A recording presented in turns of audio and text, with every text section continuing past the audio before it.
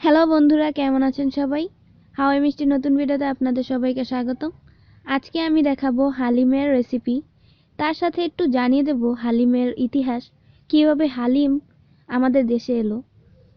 তাহলে হালিম রান্না করার জন্য প্রথমে একটি কড়াইয়ে আমরা তেল নিলাম এবং তেলে পেঁয়াজ ভেজে নিলাম, পেঁয়াজ বেরেস্তা করলাম। একটি খাঁটি মধ্যপ্রাচ্যের ডিশ, যে কিনা পাকেচক্রে হয়ে গেল এই উপমহাদেশীয়, নামটিও পাল্টে গেল। আর এখন তা এমন অবস্থা যে এই ডিশটি ছাড়া রমজান সম্পূর্ণই হয় না। এমনকি হায়দ্রাবাদের একটি দোকানে নাকি সারা বছর শুধু এই পদটি বিক্রি করা হয়। বলছি হালিমের কথাই। ডাল মাংস দিয়ে তৈরি এই পদটি যে এত ভালোবেসে ফেলবে এই উপমহাদেশের বাসিন্দারা, তা বোধ হয় হায়দ্রাবাদের নিজামরাও জানতেন না। অর্ধেক বেরেস্তা আমরা তুলে রেখে দেব পরিবেশনের জন্য। বাকি অর্ধেক বেরেস্তাতে আমরা মেশাবো কষানো মাংস, হলুদ গুঁড়ো, মরিচ গুঁড়ো, আদা বাটা, রসুন বাটা, লবণ ও ধনিয়া দিয়ে আমরা প্রথমে মাংসগুলা কষিয়ে রেখেছিলাম। এই কষানো মাংসগুলো আমরা বেরেস্তার সাথে মিশিয়ে দিলাম। হালিম মিক্সের প্যাকেটের ভেতরে একটা মশলা ছিল, মশলার প্যাকেট আছে, এই প্যাকেটটা আমরা মিশিয়ে দেব। মিশিয়ে দেওয়ার পর কিছুক্ষণ জাল দিতে হবে, যতক্ষণ না মাংসের সাথে হালিম মিক্সের মশলাগুলো সম্পূর্ণভাবে মিশে না যায়। এইভাবে উপরে একটা তেলের আস্তর পড়তে হবে। তারপরে আমরা দিয়ে দেব হালিম মিক্স। এই হালিম মিক্সের প্যাকেটের ভেতরে যেই হালিমের জন্য যে ডালগুলা থাকে, ওইগুলাকে আমরা প্রথমে একটু গরম পানিতে 15 মিনিট ভিজিয়ে রেখেছিলাম।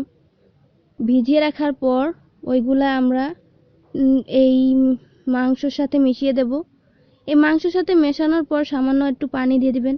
আপনারা যেমন ঘন পছন্দ করেন তেমন, পাতলা করতে চাইলে বেশি পানি দিবেন এবং একটু ঘন রাখতে চাইলে কম পানি দেবেন। তারপর যতক্ষণ না মাংস এবং ডাল দুটোই সিদ্ধ হচ্ছে ততক্ষণ পর্যন্ত এটাকে জাল দিতে হবে। এবার চলুন আমরা হালিমের পুষ্টি গুণাগুণ সব জেনে নেই। যেহেতু সব ভালো ভালো উপকরণ থাকে, তাই হালিম যেমন সুস্বাদু তেমনি একটি সুখাদ্য। Protein, fat, carbohydrate, fatty acid ইত্যাদি নানা গুণ সমৃদ্ধ এই খাবার খেয়ে যদি আপনারা উপবাস ভাঙ্গেন, তাহলে সারাদিনের পুষ্টিজনিত খামতি পূরণ হয়ে যায়। হালিম আমাদের উপমহাদেশে আগমনের গল্প জানতে হলে পিছিয়ে যেতে হবে অনেকটা পথ। এই ডিশটির পূর্বপুরুষ হলো হরিশ। এই হরিশ তৈরি হতো পারস্য সম্রাট খুসরুর রাজকীয় হেসেলে 6ষ্ঠ শতকে। তার প্রায় 1 শতক পর দামাস্কাসের খলিফা ইয়েমেন থেকে আগত এক প্রতিনিধি দলের জন্য প্রথম এই পদটি পরিবেশন করেন। এরা অনেক দূর থেকে ক্লান্ত পরিশ্রান্ত হয়ে এসেছিল, তাই এই ডাল মাংসের কম্বিনেশনে তাদের চটজলদি উদর পূর্তি এবং এনার্জি পূর্তি দুটিই হয়েছিল।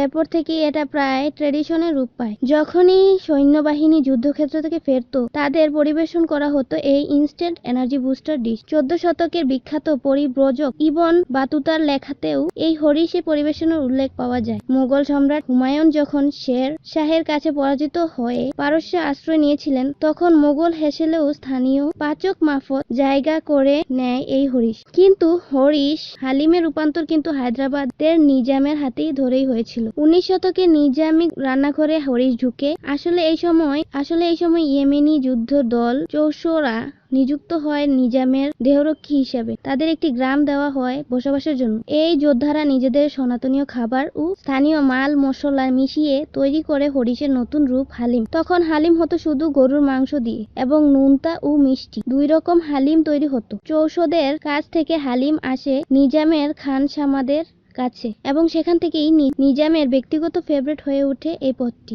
আর আমাদেরও হালিম রান্না শেষ। এবার আমরা একটি বাটিতে হালিম নিয়ে নিলাম এবং পরিবেশন করার জন্য আমরা উপর দিয়ে দিলাম পেঁয়াজ বেরেস্তা, শসা, লেবুর রস, টমেটো, লেবুর খোসা। আশা করি আপনাদের ভিডিওটি ভালো লেগেছে। রেসিপিটা কেমন লাগলো কমেন্টের মাধ্যমে জানাবেন এবং সাথে হালিমের ইতিহাস জেনে আপনাদের কেমন লাগলো তাও জানাবেন। আর আপনারা যদি আমাদের চ্যানেলে নতুন হয়ে থাকেন, তাহলে আমাদের চ্যানেলে সাবস্ক্রাইব করুন এবং পাশে থাকা বেল আইকনে ক্লিক করে অল নোটিফিকেশন অন করে রাখুন। সম্পূর্ণ ভিডিওটি দেখার জন্য ধন্যবাদ জানিয়ে আজকের মতো আমি বিদায় নিচ্ছি। খোদা হাফেজ।